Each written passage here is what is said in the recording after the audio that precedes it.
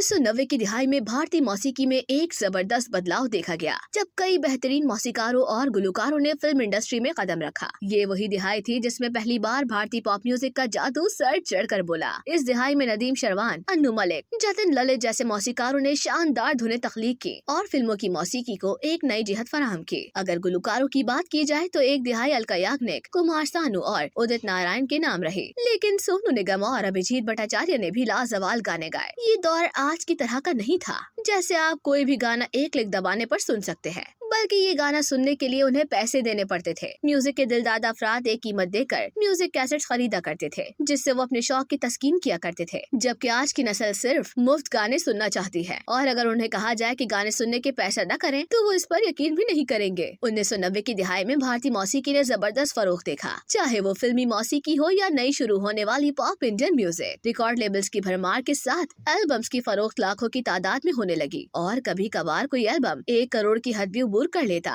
जो पहले नाकाबिले तस्वुर समझी जाती थी। लेकिन ये उरूज महज 15 साल तक बरकरार रहा, जब स्ट्रीमिंग प्लेटफॉर्म्स ने फिजिकल सेल्स को खत्म कर दिया और मौसीकी की कामयाबी के पैमाने बदल गए। मगर ये मुख्तसर दौरानिया भी एक हादसाती गुलकार के लिए ऐसे रिकॉर्ड बनाने के लिए काफी था जो शायद कभी टूट न सके। इस गुलकार ने 5.5 करोड़ कॉपियां फरोख्त करके एक ऐसा कल्ट एल्बम तख्लीक किया जो तकरीबन 2 दिहाइयों से भारत में सबसे ज्यादा फरोख्त होने वाला एल्बम है। 90 की दिहाई में नदीम शरवान के साउंड ट्रैक आशिकी और दिलेर मेहंदी की बोलो तारारा सबसे ज्यादा फरोख्त होने वाले भारतीय एल्बम्स थे, जिनकी फरोख्त 1.5 करोड़ थी। ये नाजिया हसन और जुहेब हसन के एल्बम यंग तरंग के साथ बड़े सगीर के सबसे ज्यादा फरोख्त होने वाले एल्बम बने, लेकिन ये रिकॉर्ड हिमेश रेशमिया के डेब्यू एल्बम आपका सुरूर ने तोड़ दिया। मीडिया रिपोर्ट के मुताबिक इस एल्बम की दुनिया भर में 5.5 करोड़ कॉपियां फरोख्त हुई, जो दुनिया के सबसे ज्यादा फरोख्त होने वाले एल्बम्स में शामिल है। दर हकीकत ये तादाद माइकल जैक्सन के हद साज एल्बम थ्रिलर से सिर्फ 1.5 करोड़ कम है। आपका सुरूर की फरोख्त पिंक फ्लोइड के Dark Side of the Moon, Adele के 21 और बैटल्स के 1 से भी ज्यादा है। हिमेश रेशमिया ने कहा कि वो बतौर मौसीकार अच्छा काम कर रहे थे और गुलकारी का कोई इरादा नहीं था, मगर एक सही गाना सामने आया जिसने उन्हें आगे बढ़ने का मौका दिया। उनके गानों की कामयाबी ने उन्हें एक म्यूजिक सेंसेशन बना दिया। यहाँ तक कि 90 की दिहाई में इंडियन पॉप के उरूज के दौरान कोई भी प्राइवेट एल्बम 80 लाख कॉपियां फरोख्त नहीं कर सका। इसमें सोनू निगम का दीवाना और अलीशा चेन्नई का मेड इन इंडिया भी शामिल है। यहाँ तक कि ए.आर. रहमान और दिलजीत दोसांझ जैसे आलमी शोहरत याफ्ता फनकारों के किसी एल्बम ने 1 करोड़ की हद भी अबूर नहीं की,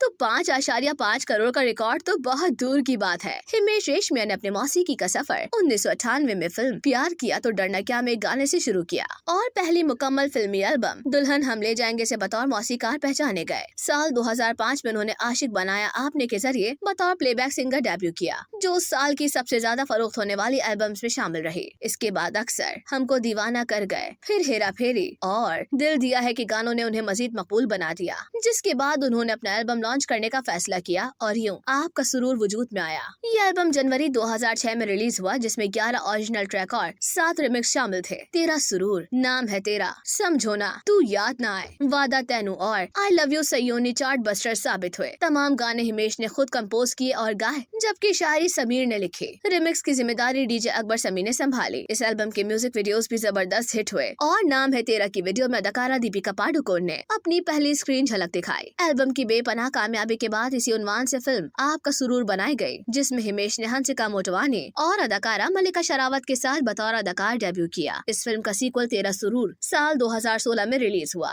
हिमेश रेशमिया 23 जुलाई 1973 को भारत के शहर मुंबई में पैदा हुए। उनके वालिद वेपन रेशमिया एक मारूफ गुजराती मौसीकार थे, जिन्होंने हिमेश की मौसीकी में दिलचस्पी पैदा करने में अहम किरदार अदा किया। उनकी वालिदा मधु रेशमिया एक घरेलू खातून थी। कम उम्र से ही हिमेश का रुझान मौसीकी की जानिब था और उनके वालिद ने उन्हें इसी मैदान में आगे बढ़ने के लिए हौसला दिया। हिमेश रेशमिया ने अपनी मकबूलियत को देखते हुए फिल्मी दुनिया में भी कदम रखा और उनकी पहली फिल्म आपका सुरूर द रियल लव स्टोरी साल 2007 में रिलीज हुई, जिसमें उनके साथ हंसिका मोटवानी और मलिका शेरावत थी। फिल्म ने बॉक्स ऑफिस पर अच्छी कारकर्दगी दिखाई। बाद में उन्होंने कर्ज, कजरारे, खलासी और तेरा सुरूर जैसी फिल्मों में भी अदाकारी की, मगर उनकी फिल्में इतनी कामयाब ना हो सकी जितनी उनकी मौसीकी। हाल ही में उन्होंने कई सालों बाद फिल्मों की दुनिया में दोबारा एंट्री दी है। उनकी फिल्म बडास रवि कुमार हाल ही में रिलीज हुई है, जो कि एक एक्शन फिल्म है और फिल्म में तशद्दुद से भरपूर मनाजिर हैं। फिल्म ने अपनी ओपनिंग के रोज अच्छा बिजनेस किया है।